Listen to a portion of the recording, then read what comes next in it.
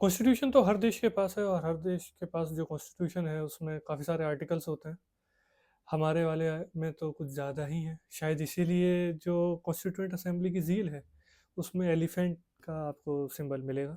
खैर, नमस्कार, आपका स्वागत है इस सीरीज़ में। ये सीरीज़ का नाम है लर्न एवरीडे। इसमें हम रोज़ कुछ नया सीखने की कोशिश करेंगे, पर फिलहाल हमारा फोकस होगा यूपीएससी पॉलिटी। बेसिकली हम सारे सब्जेक्ट्स कवर करेंगे यूपीएससी 2026 के प्रीलिम्स तक।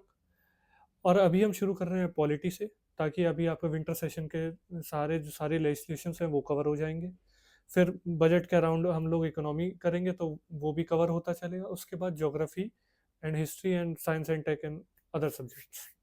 तो फिलहाल पॉलिटी के लिए majorly 3 books: NCERT, class 11 Indian constitution at work, Laxmikanth. अपने आप में नोट्स है वो, और उसको कोई नोट्स की ज़रूरत नहीं है।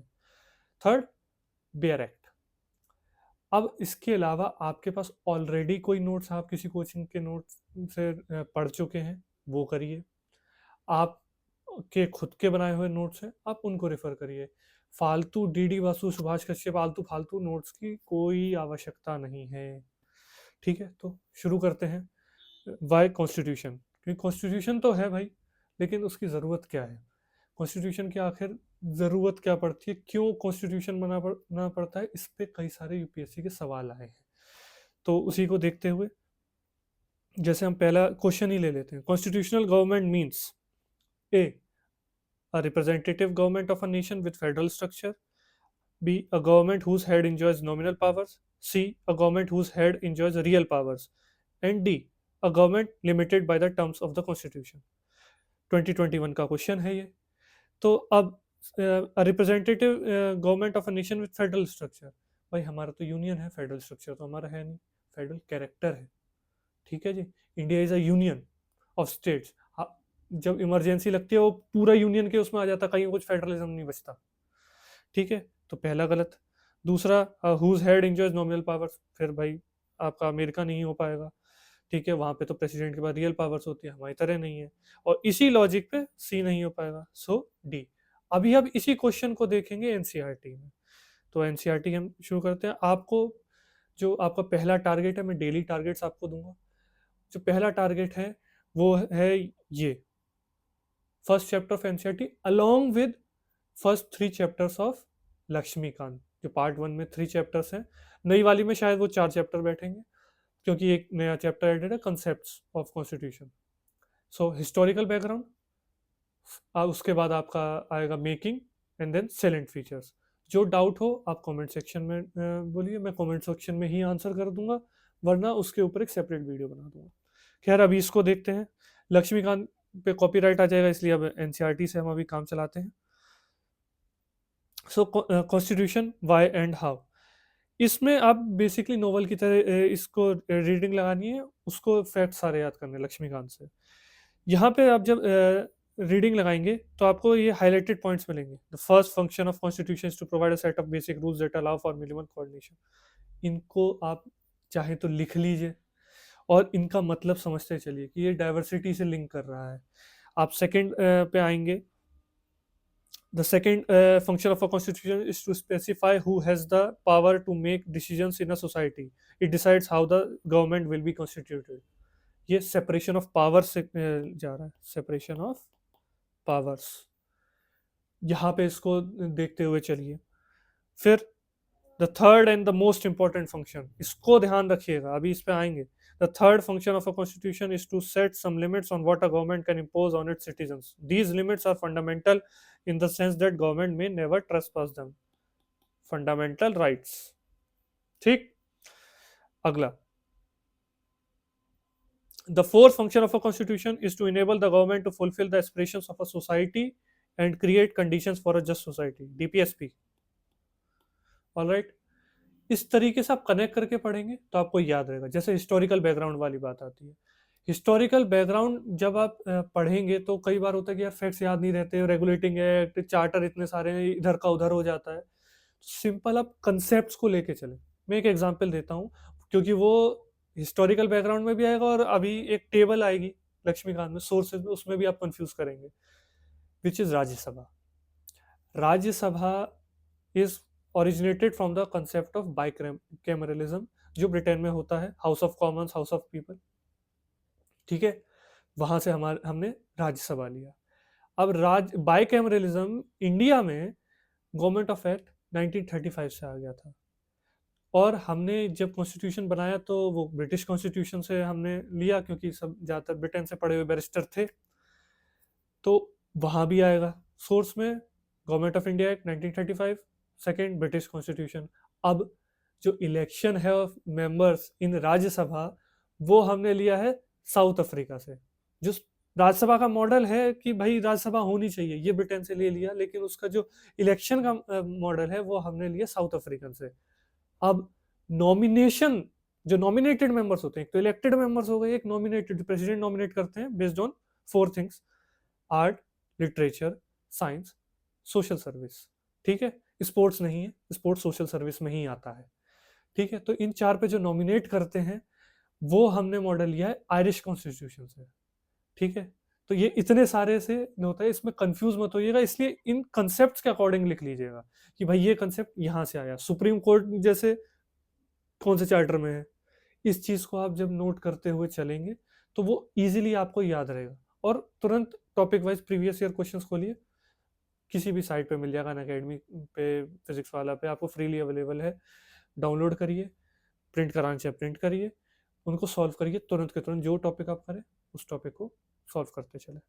आगे चलते हुए इसमें हम जब आगे बढ़ेंगे तो हम इन सभी क्वेश्चंस को ऑलरेडी देख चुके हैं। What is a constitution, how effective is a constitution just. ठीक है, क्योंकि भाई हमारे देश में इतने सालों तक कॉन्स्टिट्यूशन चल तो गया, भाई हाथी जैसा जो भी है, पर हाथी जैसी मत वाली चाल से चल भी गया, अभी तक चल रहा है।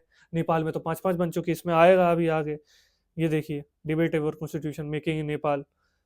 ठीक जी, नेपाल में तो अभी भी अनरेस्ट चल रहा है, आपके करंट में आता है, उसको देखते हुए चलिएगा। उस पर मैं एक अलग से पूरा डेडिकेटेड वीडियो फ्यूचर में बनाऊंगा, लेकिन इसको न्यूज़ को फॉलो करते हुए चलिए। ठीक है, दूसरा, नेपाल से रिलेटेड इंडिया में जैसे हो रहे हैं, जैसे सोनम वांगचुक नेपाल जैसा स्ट्रगल चाह रहे थे, इस चीज़ को भी आप पढ़ते चलिए, इससे कुछ ना कुछ फैक्ट्स आपको निकल सकते हैं जो आपको एग्जाम में क्वेश्चन सॉल्व करने में और अल्टीमेटली क्लियर करने में हेल्प करेगा।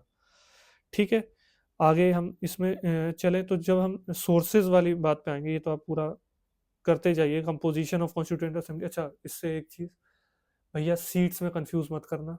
जो ओरिजिनल कॉन्स्टिट्यूएंट असेंबली बनी थी वो पूरे भारत के लिए बनी थी, अनडिवाइडेड इंडिया। ठीक है, वो पाकिस्तान और बांग्लादेश उसमें से नहीं निकले थे, वो तब के लिए बनी थी। ठीक है, उसके डेट्स जब वो उसमें से, और जो इंडिया ब्रिटिश इंडियन जो कॉन्स्टिट्यू प्लेसेस थे, फिर आपका प्रिंसली स्टेट्स थे, इन सब के अलग अलग सीट्स थे, उन नंबर्स को याद रखिएगा। फिर अगर हम इसमें आगे चलें तो inheritance of the nationalist movement और ये सारी चीज़ें। हाँ भैया, ये main points of objective resolution यहाँ भी है, लक्ष्मीकांत में भी आएगा, दोनों जगह अच्छे से पढ़िएगा। प्रेम्बल अगला टॉपिक है, उसके लिए ये ज़रूरी है।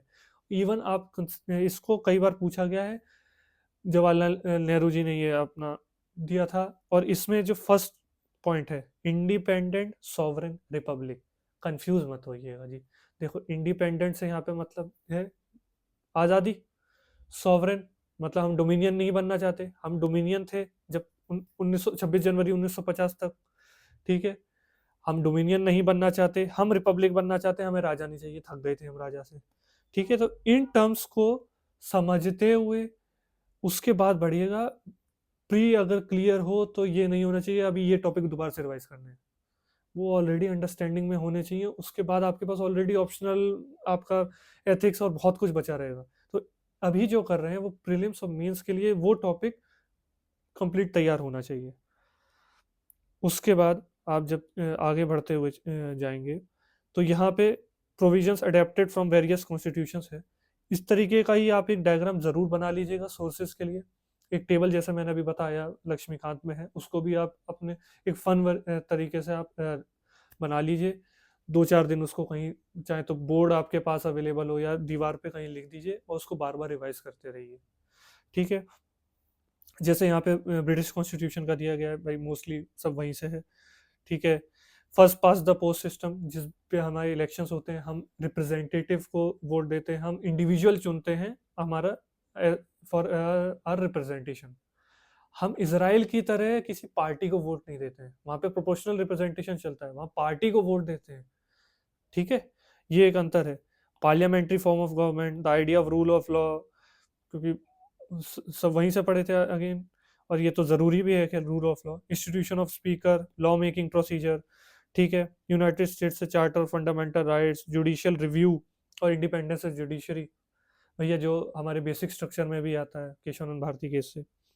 अब quasi federal form of government हमारा यहाँ पे, लेकिन याद रखना हमारा क्वासी फेड, हम यूनियन है, क्वासी फेडरल हमारा हमें कहा जाता है, उसके जैसा स्ट्रक्चर है, इंडिया इज अ यूनियन।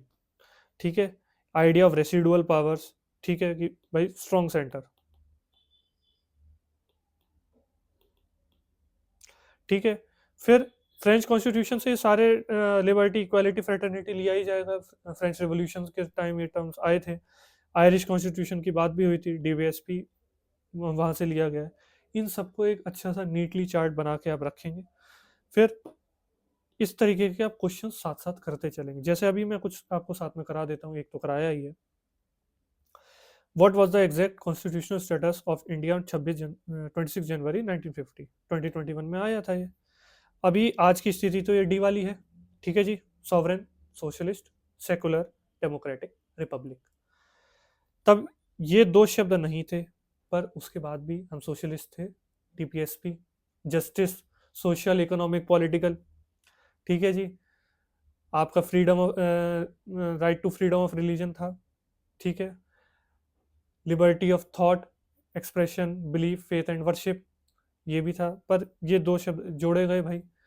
ठीक है, तो उससे पहले हम ये थे, बी। याद रखिएगा, इसको कंफ्यूज मत होइएगा यहाँ पे जल्दी जल्दी में, अरे हाँ मिल गया, ये तो आसान क्वेश्चन। ठीक है, उसके बाद ये which one of the following factors constitutes the best safe guard of liberty in liberal democracy. अब जी ऑप्शन से अगर हम देखते चले, कमिटेड जुडिशरी तो हो नहीं सकता, इसका मतलब हुआ कि भाई जुडिशरी सरकार के अधीन, इंडिपेंडेंट जुडिशरी गया, वो जरूरी है एक स्ट्रॉन्ग डेमोक्रेसी के लिए। सेंट्रलाइजेशन ऑफ पावर्स भी नहीं हो सकता भाई, सारे पावर्स एक जगह सेंट्रलाइज हो जाएंगे तो फिर भाई वो सोवियत यूनियन, पड़ोसी हमारा चाइना। ठीक है, इलेक्टेड गवर्नमेंट, सिर्फ इलेक्टेड गवर्नमेंट होने से नहीं होगा, ये दो ऑप्शंस कंफ्यूजिंग है। लिबर्टी के लिए, लिबरल डेमोक्रेसी के लिए, यहाँ सिर्फ डेमोक्रेसी नहीं बोल रहा है, वो लिबरल डेमोक्रेसी की बात कर रहा है। सेपरेशन ऑफ पावर्स जरूरी है, कि एग्जीक्यूटिव के अलग काम, लेजिस्लेशन के अलग काम, जुडिशरी अलग, इंडिपेंडेंट। ठीक है, वो जरूरी है। हालांकि हमारे यहाँ लेजिस्लेशन और एग्जीक्यूटिव ओवरलैप करते हैं, पर एक independent judiciary is must for a democracy. अगला, we adopted parliamentary democracy based on British model, but how does our model differ from that model. दो स्टेटमेंट्स हैं, स्टेटमेंट बेस करना है, अगेन 2021 का है। First, as regards legislation, the British Parliament is supreme or sovereign, but in India, power of Parliament to legislate is limited. भाई amendment का procedure है, उसके थ्रू कॉन्स्टिट्यूशन को अमेंड करना थोड़ा रिजिड बनाया गया है। हम फ्लेक्सिबल भी हैं थोड़े और रिजिड भी हैं, ब्रिटिश जितने फ्लेक्सिबल नहीं है, तो ये सही है। Second, in India, matters related to constitutionality of the amendment of an act of the parliament are referred to the constitution bench by Supreme Court. ये भी सही है जी, तो बोथ हो गया। ठीक है, इस तरीके से आप करते जाएंगे। एक और क्वेश्चन लास्ट ले लेते हैं, ये भी स्टेटमेंट बेस्ड क्वेश्चन है, 2023 का है। Consider the following statement in respect of constitution day. Statement first, the Constitution Day is celebrated on 26 November every year to promote constitutional values among citizens. ये तो ठीक है जी। Statement 2, on 26th November 1949, the Constituent Assembly of India set up a drafting committee under the chairmanship of Dr. B.R. Ambedkar to prepare a draft Constitution of India.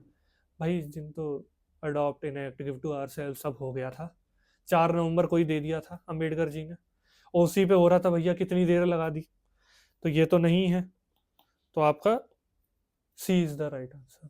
ठीक जी, अब इस तरीके से आप रिवाइज करते रहेंगे, मैं आपको टॉपिक्स देता रहूँगा, आप एक कंटिन्यूटी में डेली करते रहेंगे। मैं साथ ही आपको करंट अफेयर्स के भी इश्यूज़ देता जाऊँगा, जिनसे काफ़ी हद तक आप प्रिडिक्ट कर पाएँगे कि में एग्ज़ाम में आपको क्या पूछेगा।